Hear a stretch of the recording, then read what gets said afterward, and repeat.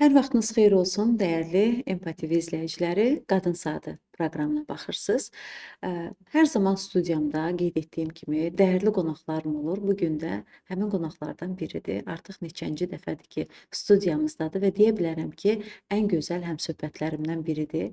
Yazıcı, Think nəşriyyatının rəhbəri Çinarə Köçərli. Çinarə xanım, xoş gəlmisiniz. Təşəkkürlər, çox sevincliyəm yenidən burada olduğum üçün. Çinarə xanım, biz sizi görəndə toxunuruq cəmiyyətin problemlərinə. Bəli.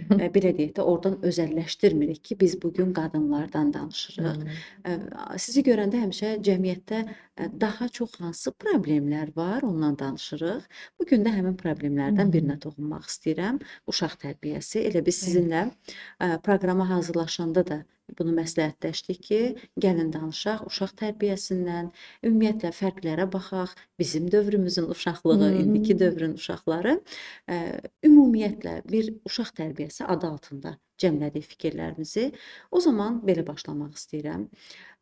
Bugünkü uşaqlar bizim dövrümüzün uşaqları ilə necə fərqlənir? Nə ilə fərqlənir?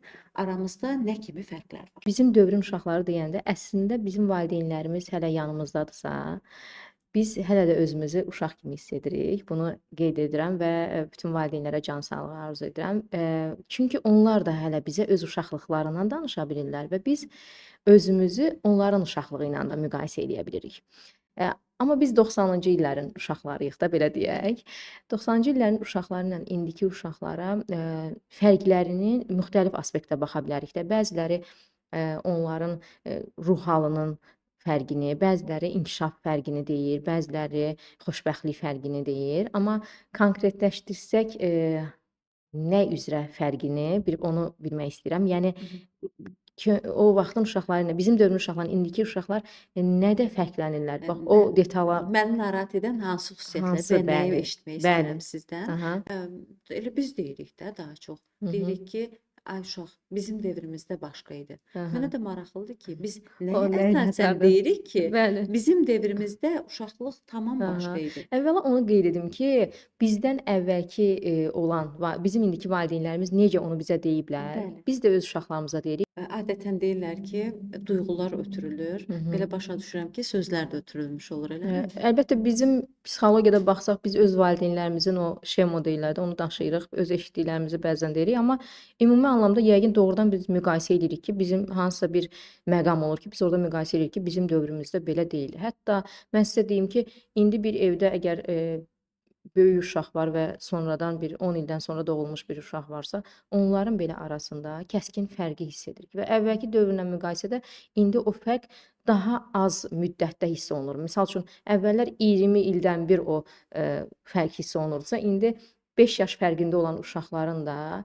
dünya görüşündə, yəni xoşbəxtlik anlayışında, nə bilim, istək və duyğularında fərqi kəskin hiss eləmək olur. Nəyə əsasən, niyə baş verir bu? Bu inkişaf, bəli, inkişafla əlaqədardır və bunu kimsə deyəndə ki, niyə uşaqlar indi belədirlər, niyə onlar buna meyillidirlər və s. Mənim həmişə cavabım bu olur ki, onlar sonrakı yaşayacaqları həyatlarına hazırlıq üçün belədirlər. Əslində normal Yəni bu deyilmi? normaldır. Çünki əgər biz tutaq ki də biz düşünsək ki, biz o vaxt çox saf idik, biz bunların heç birinə belə reaksiya vermirdik. Çünki biz böyüyüb bu həyat üçün hazırlanırdıq. Demək bizim elə olmağımız bizim bu həyatda yaxşı addımlamağımız üçün lazım idi. Amma bizim indiki övladlarımız böyüyəndə biz bilmirik axı onları nələr gözləyəcək. Bəzən deyirik ki, indiki uşaqlar çox hiylələri bilirlər, hiyləgərdilər. Çox necə çox bilmişdilər, belə sözlər deyir də, yəni valideynlər. Amma bizim dövrün uşaqları belə deyildi. Demək ki, indiki məqamda bizim belə olmamız lazım idi, amma gələcək üçün bizim uşaqlarımız indi çox bilmiş bölünməlidirlər ki, həyata atılanda da onlar rastlaşdıqlarından baş çıxarda bilsinlər. Amma bəzən biz valideynlər mane oluruq. Yəni hazırda texnologiya dövrüdür. Bəli. İstər-istəməz uşaqlar çox ağıllıdır. Belə götürək. Bəli, bəli. Bizim dövrümüzdəki tamam, biz belə deyək də, biz əl yazısı ilə ağıllıydıq. Yəni biz harda nə görürdük, həmən yazırdıq. İndiki uşaqlar yadında qalması üçün harda nə görür, həmən çəkir. Bəli. Yəni fərqi görürsünüzmü? Və biz nəyi aşılamağa çalışırıq? Eləmi qalsınlar? Axı bizim dövrümüzdəki kimi yetişdirsək necə olur? Biz elə bil ki, qurd cəmiyyətə quzu yetişdirmiş oluruq. Amma mən sizə deyim, bəzi valideynlər də əksini, siz dediyinizin əksini edirlər. Daha artığını verməyə çalışırlar. Təmin olmurlar, yəni elə bilirlər hələ az bilir uşaqları. Belə qism valideynlər də var. Hə, Və o təhsil barədə. elə hər barədə mən o müqayisədə də onu demək istəyirəm ki, hər bir şey balansında gözəldir. Fikirləşirəm ki, hər şeyin çoxu da ziyandır, azı da ziyandır. Amma orta yolu tuta bilmək qabiliyyəti. Texnologiyanı da qoy o uğurlarından istifadə eləsinlər uşaqlar, amma onun həddindən artıq eləyəndə bəli, zərərə də çevrilə bilər və yaxud da balansında saxlayanda da xeyir ola bilər. O nisbi məsələdir. Biz öncədən bilmirik axı bizim uşaqlarımızı hansı bir qədər, hansı bir qismət gözləyir və bir axına düşmüşük, o axınla da gedirik. Fikirləşirəm ki, mənim fikrimcə orada əsas məsələ necə hamının pafoslu səslənsə də insaniyyətini itirməməsidir insanların, mənəviyyatını itirməməsidir. Qalan inkişaf qoy getsin də. Baxır o inkişafı sən hara istifadə edəcəksən. Görürsən tərbiyəni indi texnologiya mı verir, yoxsa valideynlər mi? Baxın, Hə. bu artıq biraz müzakirəli məsələdir. Belə bir söz var, mən çox sevirəm bunu. Deyir ki, övladlarımızın tərbiyəçisi, əslində 3 tərbiyəçisi var. Biri anadır, biri ata, biri də ana-ata münasibətidir. Yəni o münasibət özü də tərbiyələndirir və o münasibətin içərisinə biz əlavə etsək cəmiyyət, insanın dostu, deyir ki, dostunu göstər kim olduğunu deyim. Bunlar hamısı yəni tərbiyədir. Amma indi orada dost olaraq kimsə özünə dostu süni intellekti seçirsə, demək dostu yerində o olur. Kimsə əgər dost olaraq məhlədəki uşaqları seçirsə, demək dostu o olur. Kimsə baxdığı efiri seçirsə, demək dostu o olur. Yəni dost dediyin biz o bir ağaca çıxdım adamla, bir nəlbəki badamla, hə, nə dili var, nə ağzı, hey danışır adamla. Birinə görə o danışdığı obyekt deyək, kitab ola bilər. Birinə görə baxdığı hansısa bir short video ola bilər. Birinə görə TikTok videosu ola bilər. Və o dost dediyin kimlə ki münasibətdəsən. Və yaxud da birinə atası ola bilər, birinə anası ola bilər. Birinə də kənardan ata-ananın onunla danışdıqları yox, onların arasında baş verənlər ola bilər. Bəzən bizim övladlarımızı bizim aramızdakı dialoqlar yetişdirir, tərbiyələndirir. Bəzən biz mətbəxə keçib gizlin nəyisə söhbət edirik, amma onlar oradan bir cümləni eşidib ondan da tərbiyə ala bilərlər. Bəzən bizim gedib adicə bir kitab dolabından bir kitabı götürüb özümüzün oxumağı, onlara saatlarla götür kitab oxu və çox zaman belədir. Get bunu et deməklə eyni deyil. Bəzən bizim telefonda saatlarla qalıb o bizə nəsə deyəndə sən gözlə bir dənə burada baxıb cavab verməyimiz ona saatlarla telefondan çəkil deməyimizdən paradoks təşkil edir və o bizi eşitməyə bilir. Yəni təqlid deyə bir şey var. Yəni biz nəyi ediriksə, biz nəyi təlqin ediriksə, uşaqlar da onu təqlid edirlər. Belə bir düşüncə var. Ona görə texnologiya bəli, əgər biz onu avantaja çeviririksə, həyatımızda üstünlüyə çeviririksə, bu lazımdır.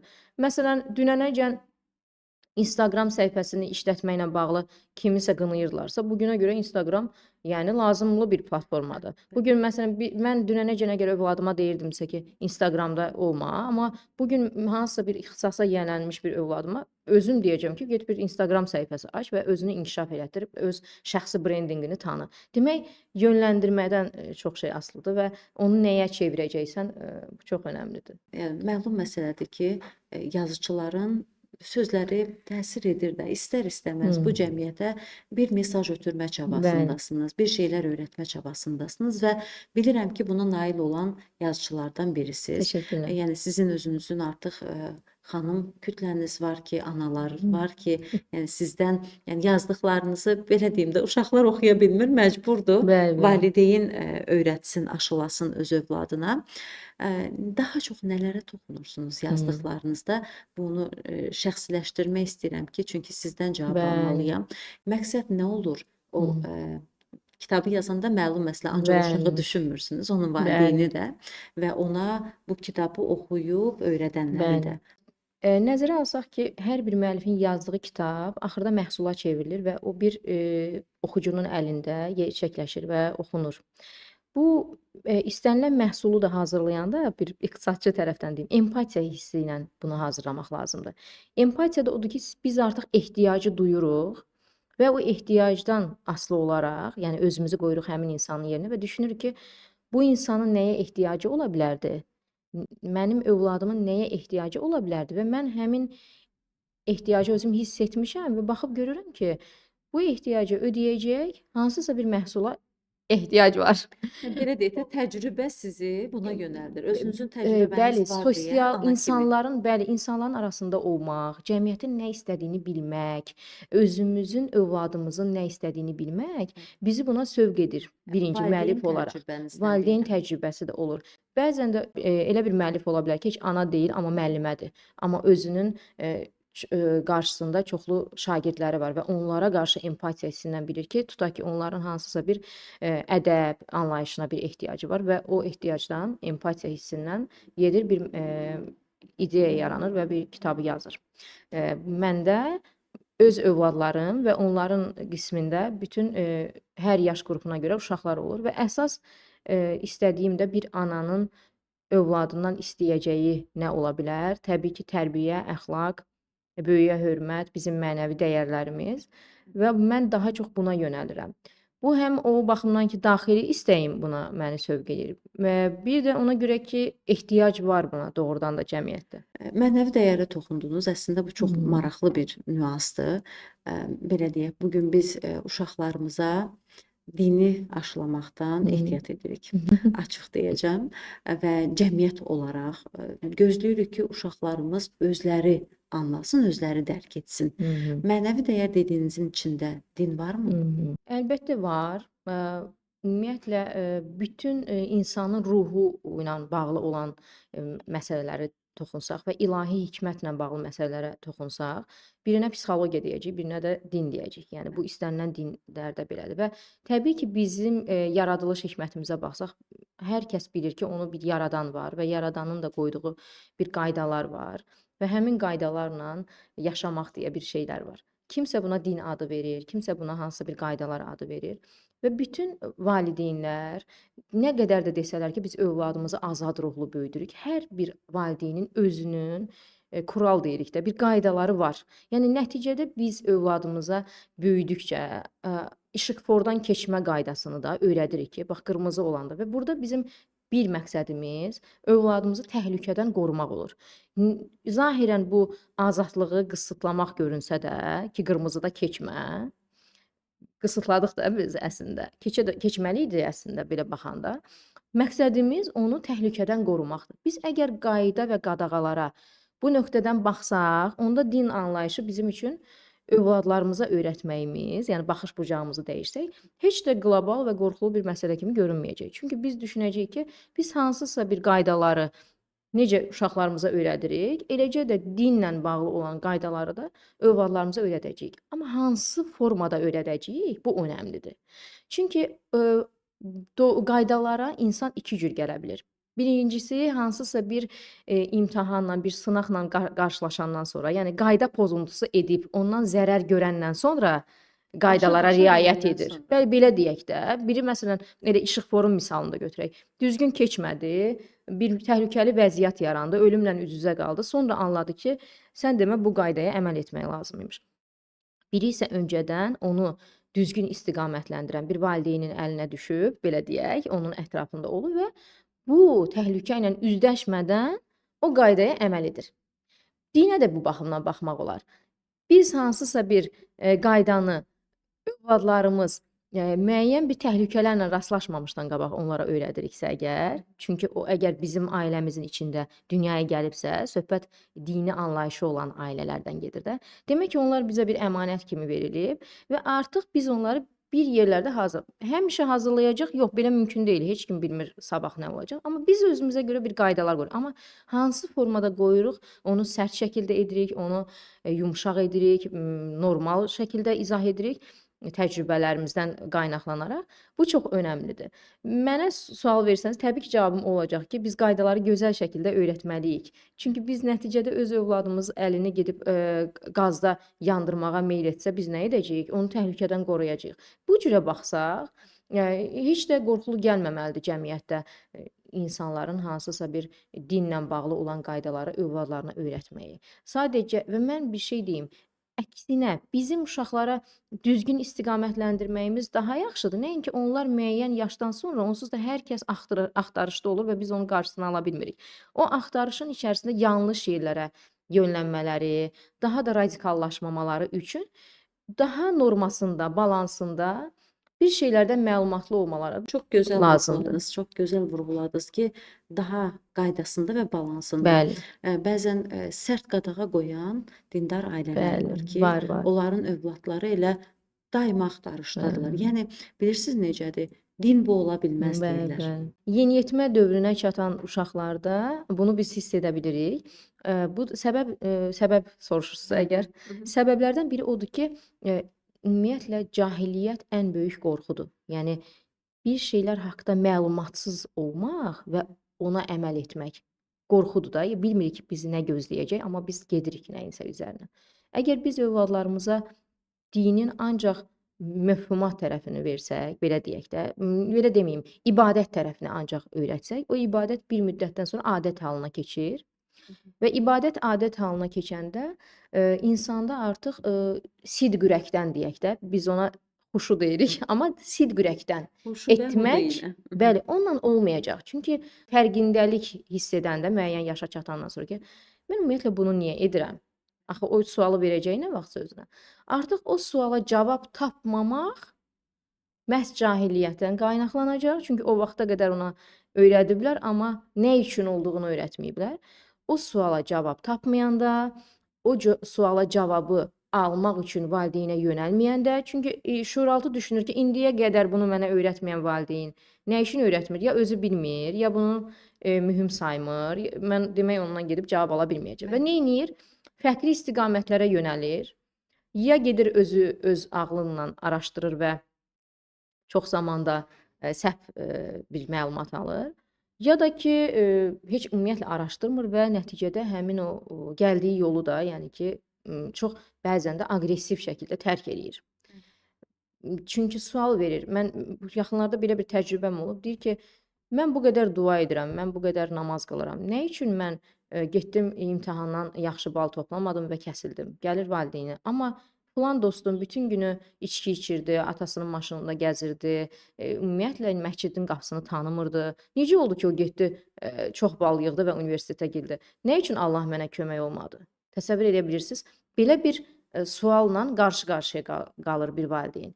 Amma o vaxta kimi əgər valideyn düzgün anlatsaydı ki, bizim dualarımızın bəzən qəbul olan, bəzən olmayan vaxtı olur. Bəzən bizim üçün xeyir görünən, bizim üçün zərər ola bilər. Bəzən zərər olan xeyir görünə bilər. Və Bəzən də və ən əsası izah etsəydi ki, bizim həyatımızın mahiyyəti ancaq duadan və ibadətdən ibarət deyil. Bizə Allah deyir ki, sən hərəkət etməlisən, sən bir şeylər etməlisən, özün də qazanmaq üçün çalışmalısan.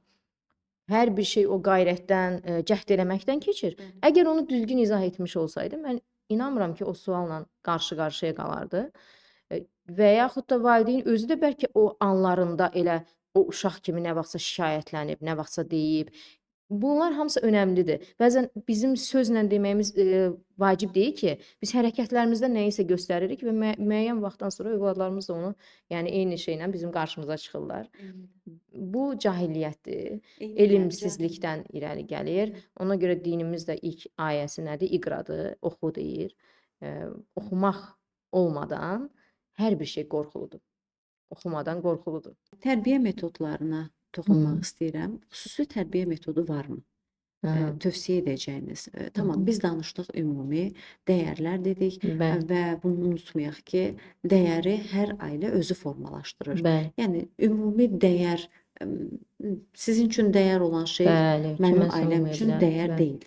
Və ya mənim üçün dəyər olanlar heç sizin yəni dəyər anlayışınıza Amma ümumi daxil olan dəyərlər də var ki, o artıq cəmiyyətin və bunu mütləq qeyd edim, bizim yaşadığımız, bu mənim öz şəxsi düşüncəmdir ki, yaşadığımız yer və yaşadığımız ölkənin ümumi dəyərləri var ki, hər bir burada özünə Azərbaycanlı deyən şəxs o dəyərlərə uymaq məcburiyyətindədir. Bizim ümumi dəyərlərimiz var ki, yəni mən bir düşüncə, bir yazıçı olaraq mütləq bunun üzərindən gedirəm ki, mən hər bir şeyi edə bilərəm, o özümə görə edə bilərəm. Amma ümumi cəmiyyətə təsir edəcək bir addımlarda mütləq şəkildə yaşadığım ölkəni, bu torpaqdayamsa və bunun çörəyini yeyirəmsə, suyunu içirəmsə, mütləq o dəyərləri ümumi anlamda nəzərə almağımız önəmlidir.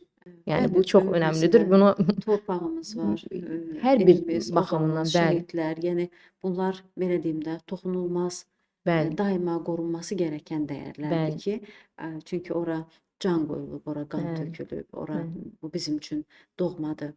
Heç elə böyüklər var ki, özləri dəyər nədir bilmirlər. Hı, Qalmış ki, biz onu uşaqdan gözləyək. bəli. Amma elə sizin kimi dəyərli insanlar, yazıçılar bunu Təşəkkür. çatdırmalıdır Bəli. cəmiyyətə və təşəkkür edirəm ki, siz daima o xətti qoruyursunuz. Minnətdaram. Çinarə xanım, ümumiyyətlə qeyd etdiyim kimi daha çox mesajlar ötürürsünüz. Dəyər anlayışı, ümumiyyətlə uşaqların belə deyim də həqiqətən sözün əsl mənasında maariflənməsi yönündə Bəli. işlər görürsünüz. Çünki biz bu gün fokuslanmışıq böyük nəsli maarifləndirməyə, yəni cəmiyyəti maarifləndiririk deyirik, amma bura uşaqlar daxil deyil çox Bəli. vaxtı. Bu gün televiziyalarda da uşaqları maarifləndirən hər hansısa Bəli. cizgi filmi, ümumiyyətlə verilişlər yoxdur. Elə qalıb ümidimiz qalıb kitablara. Bəli. Var yaxşı ki, yazarlar var ki, ən azından oradan maarifləndirə bilirik. Ümumi toxunmaq istədiyiniz daha vacib məqamlar nələrdir ki, bunu bütün yazıçılara tövsiyə edirsiniz ki, artıq bunlara toxunmaq lazımdır. Çünki bugün dediyim kimi sosial şəbəkədən başqa uşaqları düşünən yoxdur. Misal üçün biz YouTube kanalıyıq, bizdə uşaqlara görə verilişlər, proqramlar olurdu. Onda belə biz çətinlik çəkirdik onları cəlb etməyə, valideynlər gətirmirdi. Nə bilim, daha çox aparıb rəqsə qoyurlar. Daha əyləncəli rəsm çəkməyə qoyurlar, amma kimsə bu cür proqramlara gətirmir ki, uşaqlarını onlar sosiallaşsınlar. Sosiallaşma anlayışını başqa yerdə axtardılar. Daha çox elə bir tutaq ki, bir yazıçıların iclasıdır. Nəyi tövsiyə edərsiniz ki, artıq başlamaq zamanıdır bu uşaqları da maarifləndirməyə? Birinci tövsiyə edərəm ki, uşaqlar özləri hardadırsa, biz onların qabağına orada çıxaq. Yəni biz onları öz dünyamıza dartıb gətirə bilmərik. Biz onların dünyasını düzgün tapaq, hardadılarsa. Çünki artıq onlar bir kanaldadılar və bir axışdadılar da. Biz özümüz onları oradan çıxarda bilmiriksə əgər, onların olduğu yerdə olaq. Məsələn, ümumi bir baxaq ki, mövqeləndiyimiz, tutaq ki, bir kütlə var. Mən elə bir uşaqlara mövqelənmişəm ki, onlar məsələn, ancaq YouTube izləyiciləridir. Mən deməli, onların qarşısına orada çıxmalıyamsa əgər, baxmalıyam onların baxış bucağı haradır, kimlər və hansı növ shortslar onları bəli maraqlandırırsa, belə bir təklif eləyərdim ki, biz də o formada onların qarşısına çıxaq. Düzdür, özümüzü itirmədən, özümüzün o əsas ötürmək istədiyimizi itirmədən, amma bir şeyləri onların beyinlərinə uyğun hazırlamaq gücündə olaq. Birinci bunu düşünürəm. İkinci, o siz ki deyirsiniz, biz yönəlirik valideynləri təlimləndirməyə. Sizlərlə bir əməkdaşlıq edərək, sizin o yönləndirmənizin içində mütləq uşaqlar üçün bir payın olmağına nəzər salaq. Çünki valideynlər əsas olan səbəblərdir. Bəzən o valideynlərin özləri də heç fərqində deyirlər ki, biz uşaqlarımızla bu yöndə nəyisə inkişaf etdirməliyik. Deməli ki, necə psixoloqlar uşaqlarla bağlı bir problem olanda mütləq birinci ana və atada kökünü tapıb onu düzəltməyə meyillidirlər. Eyni şəkildə də biz əgər bir uşaq kütləsi, oxuyan uşaq kütləsi tapa bilmiriksə, biz böyüklərlə işləyən insanlara müraciət edib, həmin insanların o beyinlərə bunu ötürməsini təlqin eləməliyik. Mən elə düşünürəm. Bu addımlardan biridir və ən əsası kitab yazan bir müəllif isə zamanın tələbini tutmalıyıq. Necə musiqidə trend deyilən bir anlayış var. Hər bir yazıçını əsrlər boyu biz baxsaq, yadda qalan edən, həmin zəmanəyə uyğun, çox zaman əks olan bir şeyləri yazmaqdır. O şey ki, cəmiyyət hamısı bir axışdadır.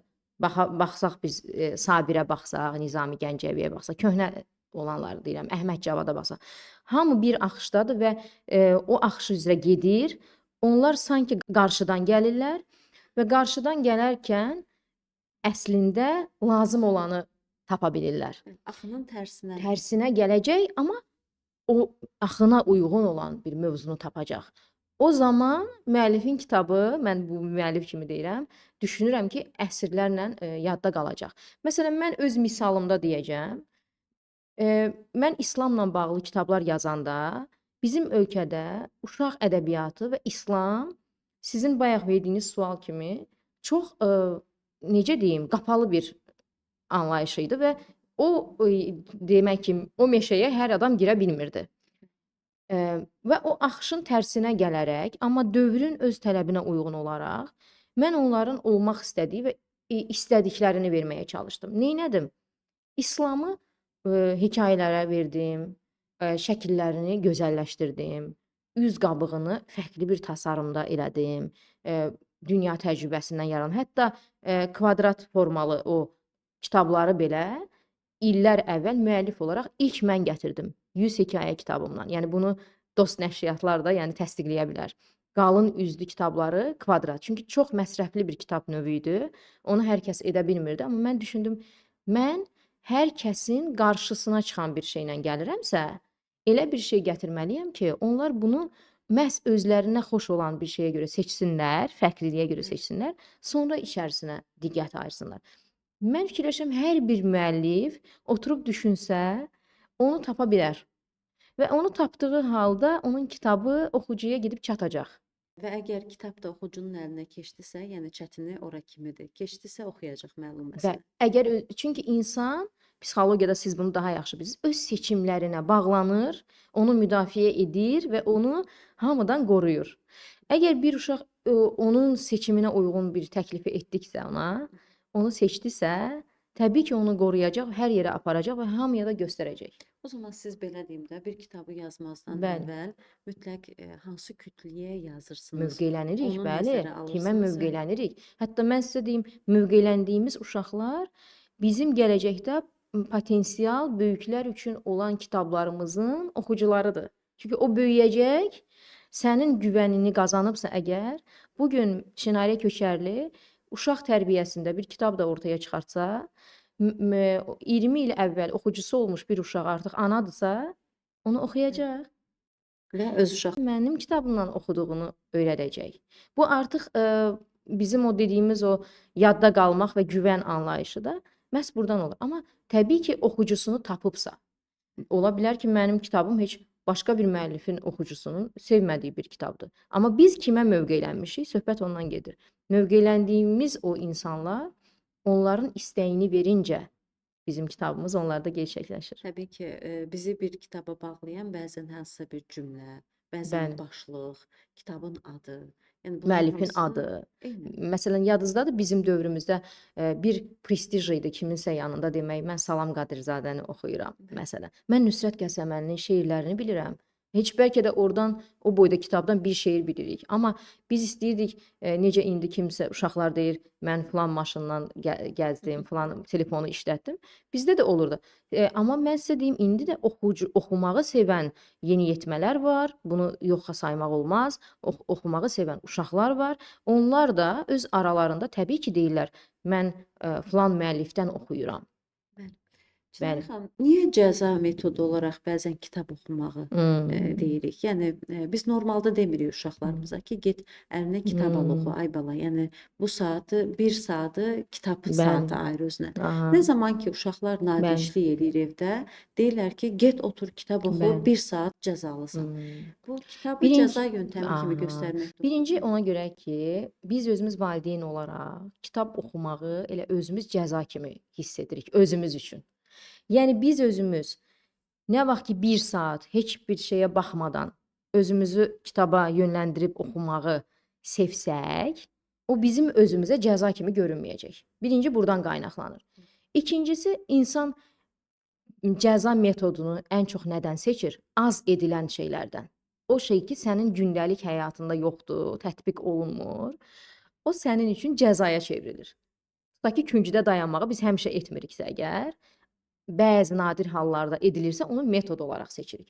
Əgər bir kitab oxumaq, bir ailədə yemək, içmək, nə bilim, parka çıxmaq qədər bir həyat rutini olsa, uşaqlar heç onu cəza kimi də anlamayacaqlar. Biz onu hansı tonda deməyimizdən asılı olmayaraq, hansı məqamda deməyimizdən asılı olmayaraq, bəlkə də gülüb keçəcəklər. Sanki biz onlara dedik ki, get otur cizgi filmini seyr et.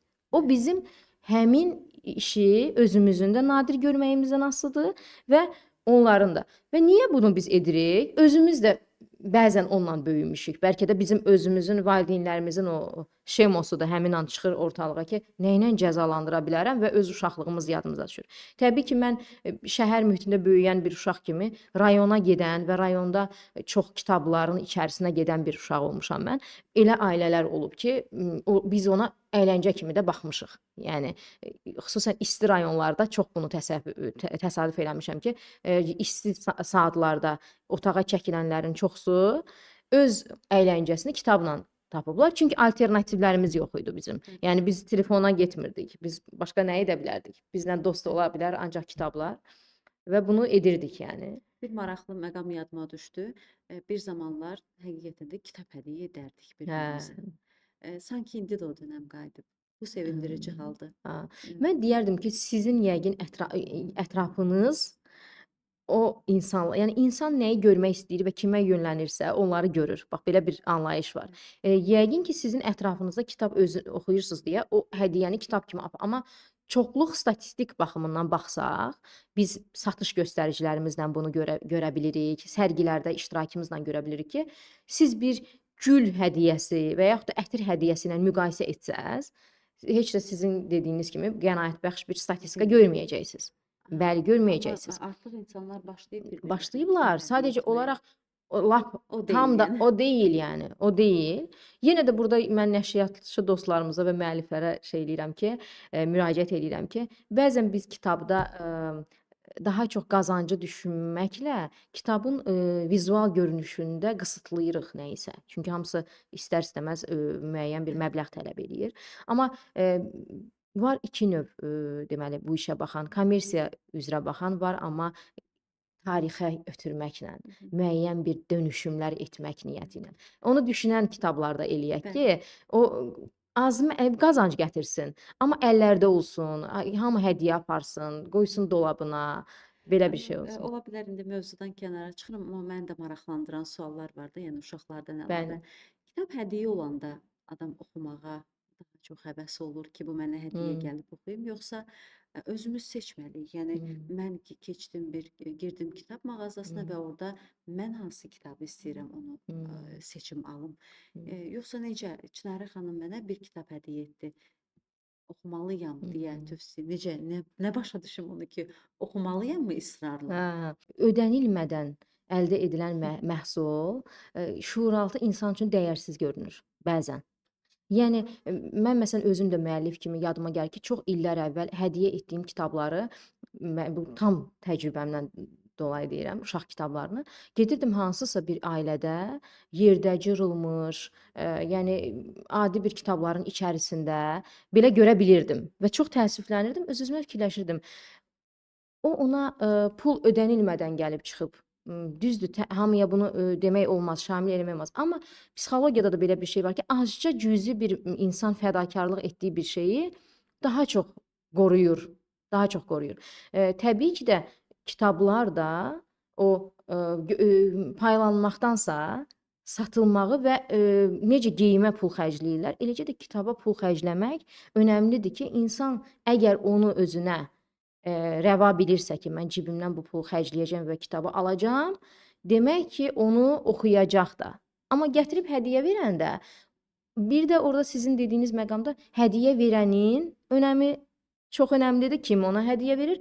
Çünki hədiyyə verən kəs əgər həmin insanı tanıyan biridirsə, onun oxuyacağı və onun seçəcəyi kitabı ona 100% hədiyyə eləyir.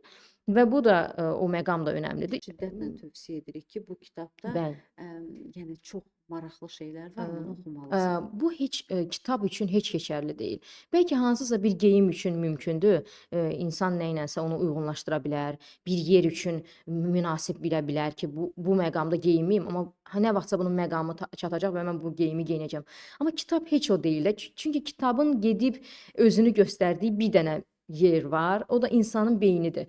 O beyin əgər dəyişilmirsə, Demək, fantastik janr onun beynində yenə də oturmayacaq və maraqlı olmayacaq, məsəl üçün, və yaxud da romantik olsun. O zaman biz ruhumuza yaxın kitabı seçirik, belə götürək. Hər kəs özünə uyğun, yenə də deyirəm, insan seçimlərinə çox yaxşı sahibləndiyi üçün özünün seçdikləri və söhbət azad ruhlu insandan gedir ha, yəni kiminsə məcbur elədiyindən danışmıram. O yəqin ki, bir valideyn nə qədər məcbur eləsə də, o uşaq gedəcək özünə uyğun olan seçim. Biz bunu sərgilərdə də görürük. Bəzən gəlir valideyn deyir ki, bu kitab daha bunun içində daha çox yazı var. Bunu alın. Burada mən pul ödəyirəm. Bunu alın. Burada daha fayda var. Çünki burada çoxlu yazılar var, sənə çox məlumat ötürəcək. Uşaq da deyir ki, mən bunu çox istəyirəm, bunu almaq istəyirəm. Və gedirlər, bütün sərgi zalını dolanırlar. Mən təxmini uşaqdan artıq fikir verirəm ki, uşaq azad ruhlu böyümüş uşaqdır. O öz istədiyini gəlib aldıra biləcək. Və gəlir, doğrudan da özünün seçimini edir və biz buna çox sevinirik. Yəni bu lazımdır ki, insan özünün seçimlərini etsin və öz övladlarımda da bunu deyirəm ki, təhsil və ailə seçimində sizlə bir yerə gedirsə əgər, mütləq özünüz seçin. Bunu valideynlərə də tövsiyə edirəm burdan. Bir insanın kitab rəfinə baxanda onun necə bir insan olduğunu müəyyən edə bilirikmi? Əlbəttə. Əlbəttə. Əlbəttə edə bilirik. Mən sizə deyim ki, zövqdür. Əslində kitab oxumaq da bir zövqdür. Geyim zövqü var, Eyni, qardırop var. hətta qidanın zövqü var. Mən sizə deyim ki, kimin o deyir, nə yeyirsən ondan ibarətsən də. Hətta mən insanların yemək zövqünə görə xarakterini deyə bilərik, belə düşünürəm. Kitab isə bunun ən yaxşı tərəfidir. Hətta elə ailələr var ki, mən özüm şəxsən burada çox diqqətçiyəm. Girirəm, bütün evi dolanıram və orada heç balaca bir kitab köşəsi də görə bilmirəm. İnanırsınız ki, mən elə insanlarla heç müəyyən bir sərhəd var ki, ondan o tərəfə danışmaq belə istəmirəm. Yəni, bəli, yəni bu yəqin bəlkə də mənim bir takıntımdır deyə bilərəm. Yox, çox gözəldir bu əslində. Bilirsiniz yəni- necə biz uşaqlarımızın bəzən Bəli. evlərini dizayn edəndə belə onu Bəli. nəzərə almalıyıq ki, bu Lazımdır. sənin kitab rəfindir. Bəli, inanın ki, bizim yeniyetmə dövründə olan uşaqlarımız hansı ki, müəyyən vaxtdan sonra dostlarını gətirirlər evə. Bəli. O dostların ətrafı qurulmağında belə o qoyduğumuz o balaca bir kitab köşəsinin böyük rolu var. Bizdə kənddə yadımdadır. Bəli. İndi kənd mühitində və bizim dövrümüzdə kitabxanadan ancaq götürüb Hə. oxuyub qaytara bilirdik də. Bizdə var idi. Hı. Yəni Bizdə amma divarın içində kitabxana var idi. Təsəvvür edirsiniz, divarı tikərkən Evet. evi, divarını, bu mənim dayımgildə, babamgildə biz belə görmüşük. Bəli, o kitab köşəsi, təsəvvür edin, sizin bir yeniyetmə yaşında övladınız yanında gətirib rəfiqələrini, oradan 2 nəfər kitaba əgər gəlib oradan götürəcək, mütləq götürəcək, mütləq baxacaq, vərəqləyəcək. Artıq siz valideyn olaraq da dostu düzgün seçməkdə kömək edə bilərsiniz, nəzarət edə bilərsiniz və o uşaq özü də öz dostunu düzgün seçəcək. Yəni bu olmadan necə biləcəyik biz bunu? O bizə bir yaxşı bir miqyas, bir yaxşı bir ölçüdür. Eyni zamanda da o kitab dolabında hansı kitabların olmağı da önəmlidir. Biz onunla bilirik. Ən azından biz öz necə deyim, danışdığımız müsahibimizi tanıya bilirik, kimlə biz söhbət edirik. Çünki onun zövqü artıq orada görünür. Amma elə də insanlar var ki, qarışıq zövqə malikdirlər. Elə də insanlar var ki, hər növ kitab seriyasını almağa hobbi kimi yığırlar, heç onu oxumurlar. Belə insanlar da var ki, sadəcə plan müəllifdən məndə kitablar olsun. Mən sizə bir sir verim. Bəli.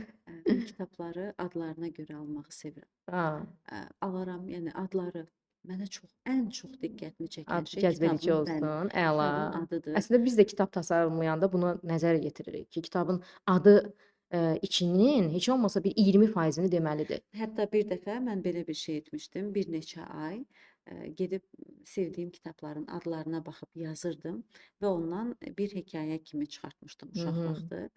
Hansısa bir janr var ki, istənilən halda insan öz ruhuna uyğun bir janra yönəlir. Yəni bu 100% belədir. Məsələn, mən inanmıram ki, detektiv janrı çox üstün bir səviyyədə olan bir insan romantikanı da o qədər yer ayıra bilər. O çoxluq bilinir, istər-istəməz bilinir. O ət yeyən və tərəvəz yeyən insanın misalında onu da görmək məncə mümkündür. Dönək tərbiyəyə. Çox yaxşı oldu əslində. Bu kitab mövzusuna toxunduq. Heç planımızda yox idi, amma əgər axış bizi bura gətirdisə, deməli bu gün buna da toxunmağımız lazım idi. Yay tətilidir və Hmm. analar əziyyət çəkir. Necə ki o dərslər başlayanda analar belə sevincli olur ki, nəhayət uşağım dərsə gedəcək, mən rahatlanacağam. Eləcə də dərslər bitəndə bütün valideynlərin belə o smaylik var, belə kədərli, hamısı ondan olur. Yay tətilini necə keçirsinlər Hmm. uşaqlar ki, valideynlərə də rahat olsun və Hmm. ya yay tətillərini, yəni bir uşağın tətilini valideynlər necə ayarlamalıdır ki, Hmm. özlərinə də rahat olsun. Valideynlər ona görə narahat olur ki, müddət çoxdur və onlar onların başını qatacaq bir şeylər tapa bilmirlər. Və mən bir ana olaraq da deyirəm ki, və çox zaman baş qatıcı bir şey, maraqlar nəsə xərcləməlisən ki, bu uşaqların başını qatasan da. Bax Təbii belə ki. bir şey olur və bunu da təbii ki, hər gün etmək olmur. Ona görə biraz çətinçə. Amma bizim dövrümüzdə məhəllələr var idi. Oyunlar var idi. Oyunlar var Bəli. idi və orada sosiallaşmaq var idi. Bəzən bir uşaqla bir yerdə 2 saat söhbət etmək belə, ayaq üstə dayanıb söhbət etmək belə bizə əyləncəli gəlirdi. İndi biz Və risk eləmirik uşaqlarımızı şəhərin içində bəli, həyətdə çox saxlamağa. mən bu məqama da toxunacağam, bir bəlkə də fərqli bir fikir səsləndirəcəm. Bəzən mənə də deyirlər ki, güvənmək və s. İnanın ki, o fərqli o düşüncələr ki, inanmayın, güvənməyin, biz yaxşı xatırlasaq bizim də vaxtımızda olub. Bizim də vaxtımızda valideynlərimiz təlaşlı olublar. Deyə bilər Adam ki, o birisi aparanlar mənliyə var, o keçmədi. var. Bəli, bəli, bizim də vaxtımızda olub. Sadəcə olaraq bizim valideynlər o qədər başları qarışıq olub ki, o qədər başları qarışıq olub ki, onlar onu bir dəfə deyiblər, amma 3-4 gün artıq unudublar. İndiki valideynlər mən elə düşünürəm ki, onlar biraz necədir, ona əsas önəmli yerə öz övladlarını qoyduqları üçün hər zaman beyinlərində onu düşünürlər ki, görəsən mənim övladım burdan çıxdı, sonra hara getdi? Görəsən onun başına nə gələ bilər? Görəsən nə gələ bilər? Amma biz nəzərə alsaq ki, öz inancımdan dolayı ki, biz övladlarımızı hara qədər qoruya bilərik? Biz müəyyən təhlükələrdən onları xəbərdar edə bilərik, amma tamına biz qorumuruq ki, onsuz da məktəbdə də qorumuruq, məktəbin pəncərəsindən də qorumuruq, məktəbin pilləkənından da qorumuruq, məktəbdən çıxan kimi kimlə rastlaşacağını da bilmirik. Ən bəzən güvəndiyimiz dostundan da zərər gələ bilər, biz heç onu bilmirik. Demək ki, bir qoruyan var övladlarımızı. Sadəcə olaraq biz düzgün tədbirlərimizi görəcəyik. Yenə də dostların ətrafı kənardan seyr etməliyik və onların baxdıqları maraqlarını bilməliyik uşaqlarımızın ki, nəyə maraq göstərirlər, onu kontrolda saxlamaqla. Biz uşaqlarımızı məhəlləyə də göndərməliyik. Biz uşaqlarımızı yoldakı dayıya kömək eləməyə də sövq etməliyik. Nədən bizim uşağımız qonşunun əlindəki zənbilə kömək etməkdən biz onu qorxuzaq? Niyə belə edirik biz? Mən bu şeyin çox əleyhinəyəm. Yəni bir qoca nənə görəndə biz niyə onu evinə qədər ötürməkdə qorxaq? Niyə biz ancaq təhlükələri uşaqlarımıza ötürürük? Mən bunun əleyhinəyəm. İstəyərəm ki, bəli, tədbirimizi görməklə uşaqlarımız blokda söhbət eləsinlər, dostları ilə də görüşsünlər. Getsinlər bir ay hardasa biz necə gedib rayonda nənənin yanında qalırdıq. Təbii ki, qəbul edərlərsə, gedib orada da qalsınlar. Narahat olmayaq. Təsəvvür eləyə bilirsiniz, bəzən valideynlər övladlarını öz qohum-əqrabanın içərisinə göndərməkdən narahat olurlar. Məsələn, bizdə necə idi? Rahat-rahat valideynlərimiz 2 həftəlik göndərirdi, yəni 1 aylıq Bəzən narahatdılar ki, ailə sirrini dağıdar bizdən uşağım. Bəzən narahatdılar ki, mən hansısa bir şeyi gizlədirəm, onu birdən uşağım açıb deyər. Bəzən narahatlar uşağımın hansısa bir tərbiyə qüsurunu mənim hansısa bir qohumum görər. Qoyun doğal böyüsün uşaqlar. Qoyun xəta da etsinlər. Qoyun səhv də etsin. Qoyun onlar sizin səhv gördüyünüz tərbiyəni qoy başqa yerdə eləsinlər və oradan da nəsə etsinlər və onlar oradan da tərbiyə alsınlar. Və ya bəlkə gedib bir tərbiyə görüb özünün Düzəltsinlər. olduğunu Mən özüm öz uşaqlığımı xatırlayıram ki, bəzi yerlərdə mənim anam verməyib tərbiyəni. Bəzi yerlərdə mən görmüşəm ki, burada səhv etdim. Kimsə buna acıqlandı, ondan sonra özümü düzəltmişəm.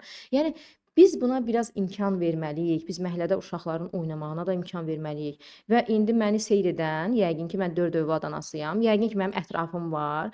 Mən əgər belə ürəklə danışıramsa, bilirəm ki, bunu efiri izləyən mənə yaza da bilər ki, əslində sən özün belə ana deyilsən. Amma yaza bilməz heç kim. Övladlarım da onu mənə deyə bilməz. Çünki tamına bu düşüncədəyəm ki, biraz uşaqlarımıza o barədə rahatlıq verək. Valideynlərə də burdan səslənirəm ki, siz nə qədər gedib attraksionda uşaqları sürüşdürüb ona baxacaqsınız. Qoyun biraz da özləri getsinlər, biraz yıxılsınlar, səhvlər etsinlər, səhvlərdən nəticə çıxarsınlar. Uşaqlar necə deyim, həyata atılmaq üçün müəyyən hər şeyi biz qurub onlara verə bilmərik. Bilirsiniz bunu nə Təbii vaxt hiss ki. eləyəcək şu analar? Mənim çünki 18 yaşında da övladım var, 5 yaşında da övladım var. 18 yaşına çatanda artıq valideynlər hiss eləyir ki, uşaq vaxtı imkan verməli idim ki, o öz başına nəsə etsin, səhvlər etsin, özü düzəlsin. Çünki o yaşdan sonra biz ümumiyyətlə kontrolu itiririk və orda artıq bizim 10 il əvvəl etməli olduğumuz o lazım olan orda artıq özünü göstərir. Bax bu o məqamı deyəcəm. Ona görə məhəllə oyunlarından söhbət düşmüşkən mən Eynilə. kitaba keçid alacağam. Çünki Oyun Mən kitabı elə o kitablardandır ki, uşaqları məhəlləyə, dostluğa, çoxlu ətrafa, hətta yad uşaqlarla belə oynamağa cəlb edir. Əvvəlcə onu deyim ki, mənim hər övladımın adına kitabım var idi. Bilmirəm bilirsiniz yoxsa yox. Yox. Qorxmaz bir macəra kitabım Həmzə üçün idi, böyük oğluma. Ondan sonra Aytəmiz kitabım, 40 hekayə. O da Asiya qızım üçün idi. Yəni əsas obraz olaraq. Təbii ki, onların xüsusiyyətində lazım olanları ehtiyac görüb yazmışam ki, o birilərə də bu bir şey olsun, o biri uşaqlara da. Qorxmaz bir macərada cəsarətin mənəviyyatda olduğunu açıqlamışdım mən oğlanlara xüsusən. Qızlarda təmizliklə bağlı Aytəmiz var idi. Mariya İşıltısı Məryəm qızıma aid idi. O da həşərat fobiyası ilə bağlı yazmışdım, qorxuları yenməklə bağlı. Bu isə 4-cü Osman üçün yazılan bir kitabdır. Oyun Mən. Osman adına biraz uyğunlaşdırmışam. Təbii ki, bizim uşaqların yaddaşında qalan komikslər var idi, Spider-Man digərləri. Oradan yol alaraq milli bir komiksi yaratmışam və deyərdim ki, ölkədə, yəni tam araşdırandan sonra bunu etdim ki, rahat bu cümləni işlədə bilim. Ölkədə ilk uşaq komiksini müəllif olaraq mən yazdım və rəngli illüstrasiyalarla və düşündüm ki, uşaqların oyunları ilə bağlı ən yaxşı janr komiks janrı ola bilərdi. Çünki biz bir bənövşə bəndə düşə öyrədiriksə, bunu cümlə ilə öyrətmək daha doğru olmayacaqdı. Bunu qaydalarla, şəkillər üzərində öyrətmək, daha az sözə yer vermək. Çünki bənövşə bəndə düşə oyununda nə qədər söz var ki? Bənövşə bəndə düşə, bizdən sizə kim düşə və salam. Və sonra oyun baş verir. Mən 31 oyunu bizim 3 hissəyə böldüm. Bizim uşaqlıq oyunlarımız, bizim milli irsimiz olan, hansı ki, müəyyən bayramlarda, milli bayramlarımızda onlar ayaq saydıdır, şəkərburadır, bunlar oynanılırdı irsimizi gələcəyə aparmaq üçün və indiki dövrün uşaqlarının o isti kartof, səssiz sinema kimi oyunları. 3 qismdə 31 oyunu bura daxil etdim və o oyunların içərisində stolüstü oyunlar da var. Oyunların içərisində həyətdə, məhəllədə oynayacağımız oyunlar da var və orada motorik oyunlar da var. Və nəzərə alsaq ki, və əsas üzərində bir tablo verdim. Stop telefon, start oyun dedik biz. Oyun Mən obrazı uşaqlara təklif edir ki, gəlin artıq telefonlarımızı qırağa qoyaq və oynamaq üçün gedək.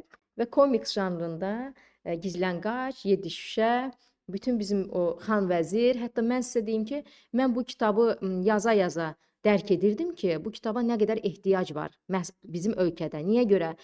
Çox oyunlarımızın artıq itib batmaq üzrə olduğunu gördüm və onlar haqda, qaydaları haqqında mənə məlumat verəcək insanlar çox az saydaydı. Elə oyunlarımız var ki, mən düşünürdüm ki, bunu mən hardan, məsələn, mən Xan Vəzir oyununun qaydasını, necə qayda olaraq çox axtardım, öz qardaşımdan öyrənə bildim ki, bunun qaydası necə idi. Mən hətta öz övladlarıma deyəndə dedilər, ana bu mafiya oyunudur da, bizim oynadığımız mafiya oyunudur. Mən deyirəm, bizim yox, bizim Xan Vəzir oyunumuz var idi. Və bəzi oyunların heç adlarını mən tərcümə etmədim. Kis-kis, miyo-miyo oyunu kimi. Yadınızdadır o oyun. O oyun amma bizə çox şeyləri öyrədir. Və eyni zamanda ad, şəhər, kino, heyvan adları bununla bağlı. Kim, necə, harada nə edir? Yadınıza gəlir bu oyunlar. Bu bizim həmin oyunlar məqsəd bir bayramlarda, bir qohumlar bir yerə yığılanda mən elə düşünürdüm və mən öz uşaqlarımda da görürdüm ki, biz onlara təklifi etsək, tələbat yaranacaq. Biz onların öz dilindən danışmalıyıq. Onlar əgər telefona bir vasitə kimi əllərinə götürüb oynadırlarsa, biz bu kitabı da hardasa bir yerdə onların qarşısına qoysaq, bezib yorulan an, mən inanıram, elə bir məqam da gəlir. Əllərinə bunu götürəcəklər və deyəcəklər, gəlin bir dənə də oyun oynayaq. O məqsədlə yola çıxdım və düşünürəm ki, yay tətilinin vazkeçilməzi oldu və ən əsas məqam Sonda oyunmen telefonları yığır və deyir ki, gəlin mən sizə oyunların faydasını deyim. Burada bax psixoloji məqam var ha. Və deyir, gizlənqac bizə fiziki sağlamlıq öyrədir. 7 şüşə nə öyrədirdi bizə? Cəldlik öyrədirdi, cəldlik. Ortada qaldı, aktiv olmaq öyrədirdi. Şəkərbura dostluğu öyrədirdi, hündürlüyü bu boyda. Tut əlindən dart, kimi sevirsən və sən orada sevgini göstərirdin. O uşaq sevinirdi, məni sevən var. Göz bağlama nəyi öyrədirdi bizə? Duyaraq hiss etməyi öyrədirdi. Və klas oyunumuz var. Onu da verdim bura qaydalarla. Tarazlığı qorumağı öyrədirdi. Yadınızdadır? Bir Bəli, ayaq üstə bəli. dayanmalıydıq biz.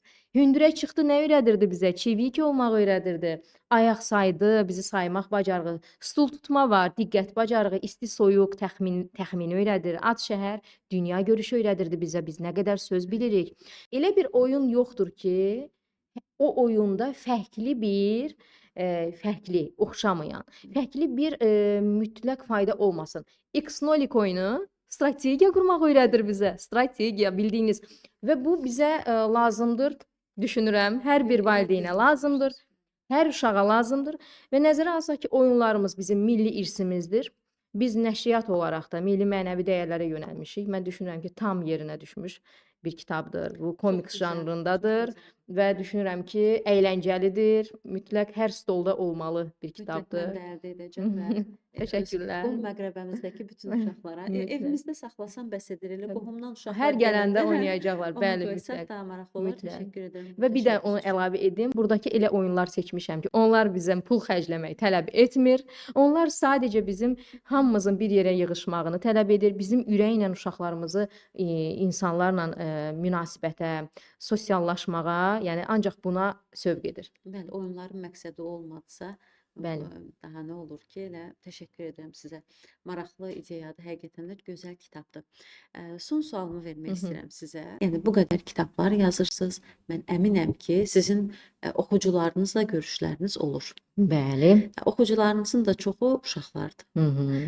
O görüşlərdən maraqlı, yadınızda qalan məqamlardan. Görüşlərimiz sərgilərdə olur. Burdan da deyirəm ki, yəni çalışın o kitab sərgilərinə övladlarınızı gətirin. Valideynlərə birbaşa deyirəm. Bu yaxınlarda Expo mərkəzdə də Mədəniyyət Nazirliyinin təşkil etdiyi sərgi olacaq. Hər il olan beynəlxalq kitab sərgisi. Biz də orada olacağıq. Ən maraqlı çox olur, amma mənə xoş olanı istəyirəm deyəm.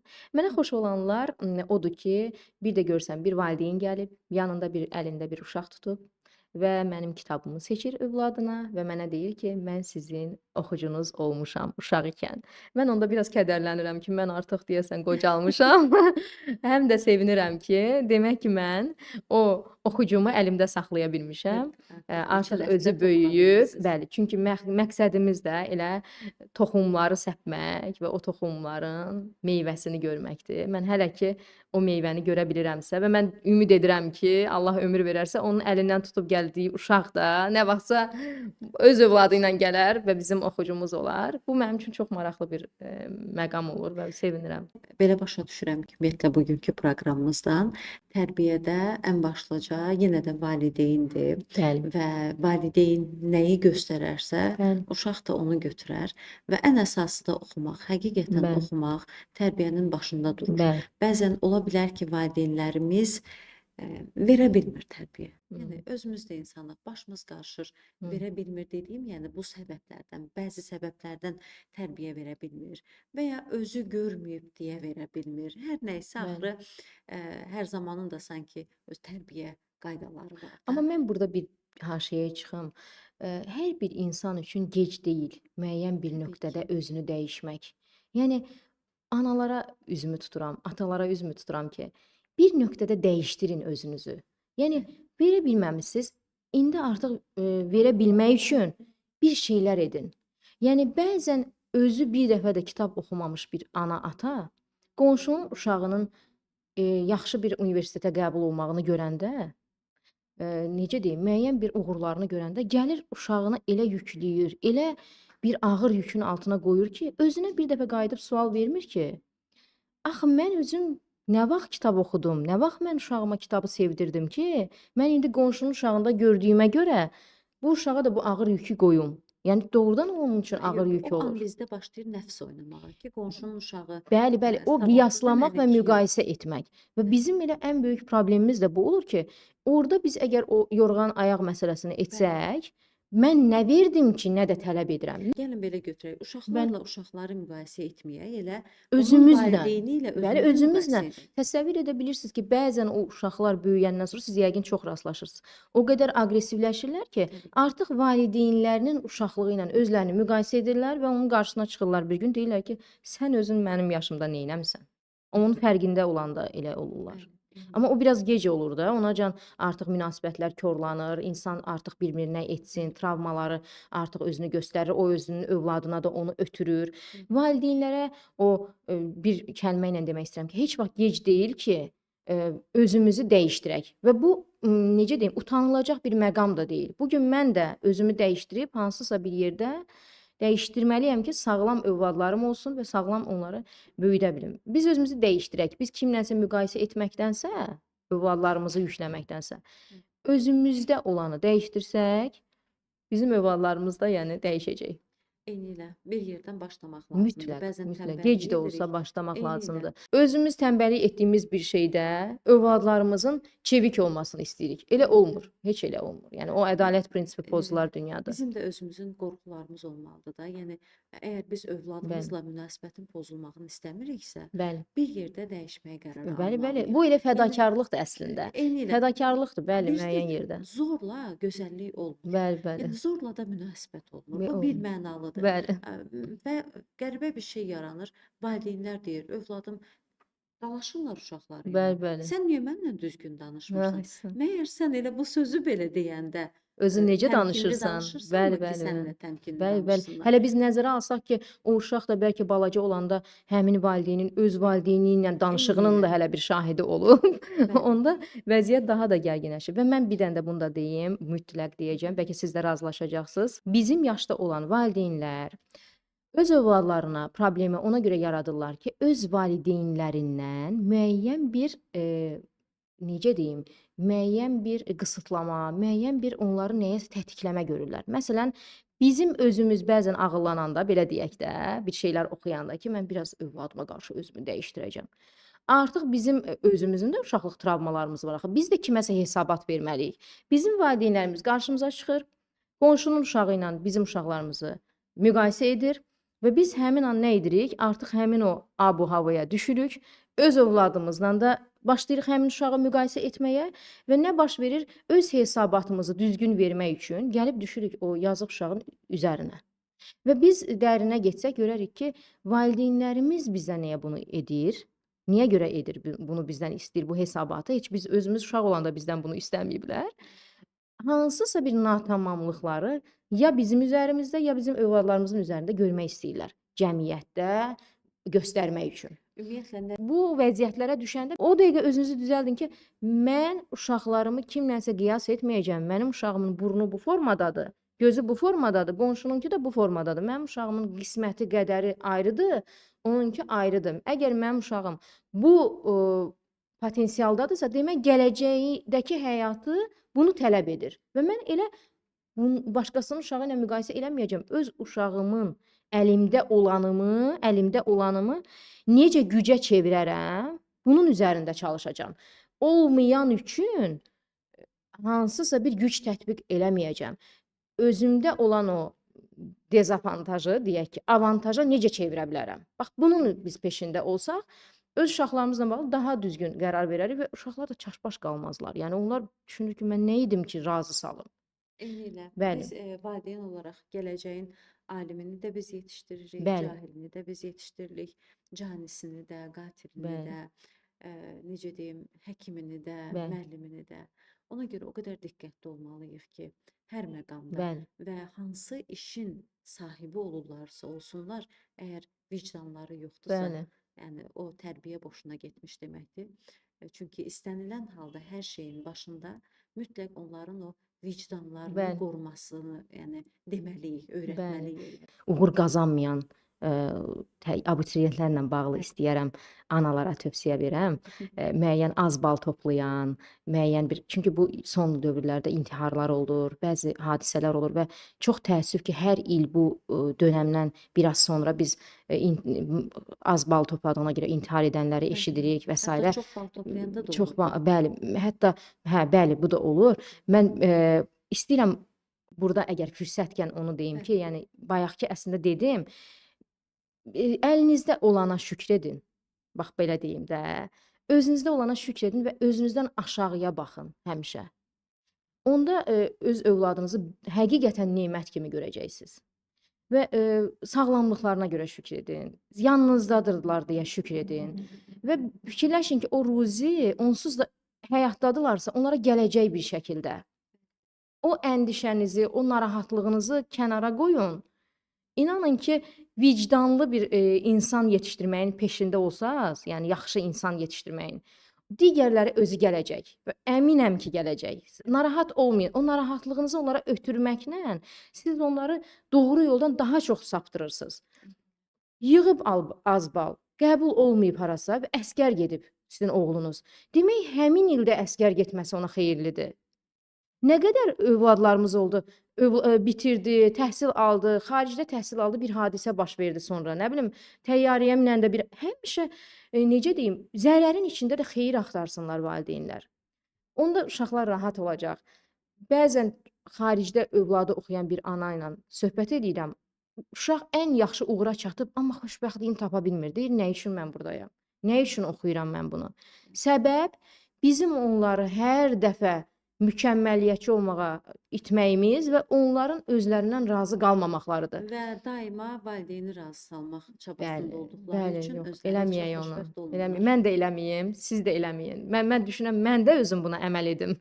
Çünki insan unutqan varlıqdır. Yəni, Və hər birimiz, hər birimiz. emosiyalarınızı o qədər gözəl başa düşürəm Bəli. ki, ümumiyyətlə biz yəni hazırda cəmiyyəti maarifləndirən tərəfləriyik deyə. Bəli. Mən özüm də bəzən sizin kimi müəyyən mövzular var ki, orada çox emosional Bəli, o oluram. ağrıyır Bəli, insan, çünki bəli, onu hiss ağrıyır, edirəm bəli. ki, cəmiyyətdə bəli mənim də övladlarım var, sizin də var Bəli. və yaxınlarımız və hamısı mənə görə cəmiyyətdə olan bütün uşaqlar elə bilirəm Bəli. mənim övladımdır və çünki onlar mənim necə deyim, övladıma təsir edəcəklər Bəli, bəli. gələcəkdə. O Onların insanlar özləri ətrafında. bizə də təsir edir. Eynilə onlar Təsəvvür mənim edin ki, o övladımın ətrafında. təsəvvür edin o analar elə olduqca, bizim ətrafımız elə analarla Eynilə. dolduqca, Bəli. mən də bugünkü düşüncəmi Bəzən 3-4 deyirlər ildən bizə, sonra dəyişə bilərəm. Bəli. hərdən deyirlər ki, yəni nə iş görürsüz ki, yəni ay Sevinç, buraxın bu işin başını 5 adama öyrətdiniz, 10 adam öyrətdiniz. Yox, elə Deyirəm ki, deyil. axı bu dünyaya gəlmək üçün, yəni belə deyim də, boşuna gəlməmişəm. Bəli, Mən bəli. elə hiss edirəm. Bəli, bəli, Və bəli. mən bu gün cəmiyyətə bir fayda Bəli, vermədən bəli. cəmiyyətdən nələrsə oturub Bəli, evdə bəli. gözləyə bilmərəm və Bəli, şikayətlənə bəli, bilmərəm. bəli. Mən övladımı çölə bu gün rahat buraxa bilərəm, Bəli. çünki artıq maarifləndirmə Bəli, işləri bəli. gedir. Amma evdə oturmuşam, mən heç nə etmirəm. Bəli, bəli. Amma gözləyirəm ki, niyə hər şey yaxşı deyil ki Bəli, cəmiyyətdə? bəli. Çünki təfəkkür Niyə? edə bilirsiniz. Bəli. Bir şeylər bacarmağı Mən düşünürsünüz ona rahat görə. olmağım üçün Bəli. ən azından bir daşı daş üstünə qoymalıyam. Bəli. Mən bu gün cəmiyyət üçün bir şeylər etməliyəm Etməliyəm ki, ki, bəli. sabah da rahat oturum evimdə Tamamilə ki, mənim doğrudur. övladım çöldə rahat gəzəcək. Məncə İndi də. alınırmı, alınmırmı? Məncə çox da yaxşı Ümidsizliyə- alınır. Hə, ümidsizliyə türklər demiş, qapılmayacağam. Bəli, Bəli, alınır. Bəli. Hiss edirəm, YouTube-da proqramlarımızı yerləşdiririk və Bəli. orada artıq baxış sayları Bəli, varsa, bəli, insanların demək ki, marağıdır. insanların marağı Bəli. nəhayət ki, bu şoudan Bəli. yavaş-yavaş uzaqlaşır. bəli, Nə bəli. qədər baxacaqlar Bəli, ki? biz təklif Nə edəcəyik, qədər- tələb bəli, dəyişəcək, Nə məncə qədər dəyişəcək. əyləncəyə baxacaqlar ki, Bəli. nə qədər o ürəklərindəki belə deyim ağrını, fikirlərini, Basdıracaqlar, problemlərini bəli. əyləncə ilə bastıracaqlar. Mümkün Hə, deyil. kefimiz yoxdur, gəlin gedək filmə. Kefimiz yoxdur, aç televizoru görək kim Bəli, oxuyur. bəli. Yəni belə Bu olmur daimi da. olmur. Bəli. Müəyyən bir doza kimidir. Bir Bir hormonu yerdən- qaldırır, sonra təzədən Bəli, eyni dövr artıq olursan. bizim dövrümüzdür. Məncə də, məncə Maarifləndirmə, də. çünki hər kəs öyrənməyə O artıq axışa biz açıqdır. əks gəlirik. Mən bayaq dediyim Bəli, kimi. bəli. Axış belədirsə, artıq indi əks gəlməyin məqamıdır. Və indi də yerində. daha çox şey, artıq belə deyim, şəxsən mən baxışların sayı çoxaldıqca məsuliyyətim artır elə bilirəm. Bəli. Artıq Hesabat. biz mesaj ötürürük və bu mesajın içində nələr deyirik? Yəni mən proqram verirəm, bu proqramın içində Hər artıq kim nəsə yanlış Bəli. bir şey deyərəmsə, təsiri pis Bəli, göstərmiş olaram bəli. deyə daha çox məsuliyyətli oluram və burdan həqiqətən də bizi izləyən bütün hər Bəli. kəsə təşəkkür edirəm. Sizə də minnətdaram. Gəldiniz. Təşəkkürlər O qədər dəvətiniz geniş üçün. bir Məncə də. saata nələr sığdırdıq. Biz Sağ təşəkkür olun. Bu edirəm. sizin suallarınız sayəsindədir. Yaxşı ki gəldim. Yaxşı Məncə ki bir gəldiniz. faydamızı ötürə bildik inşallah. Minnətdaram. Mən də izləyicilərimlə sağollaşım. Dəyərli izləyicilər, biz çox mövzuya toxunduq. Uşaq tərbiyəsindən başladıq, kitabın faydalarından danışdıq. Valideynlərin öz övladlarından şikayətindən tutmuş hər şeyə toxunduq. Məncə bu proqram elə sizin üçün də faydalı olacaq, övladlarınız üçün də və əmin olun ki, bu danışıqlarımız birbaşa sizin rahatlığınıza da təsir edəcək. Çünki ailədə hər şey qaydasında olarsa, övladlarımız ürəyimiz istəyən kimi, yəni tərbiyə baxımından deyirəm, yetişərlərsə, bizim üçün də hər şey daha asan olar. Özünüzə yaxşı baxın, görüşmək ümidi ilə.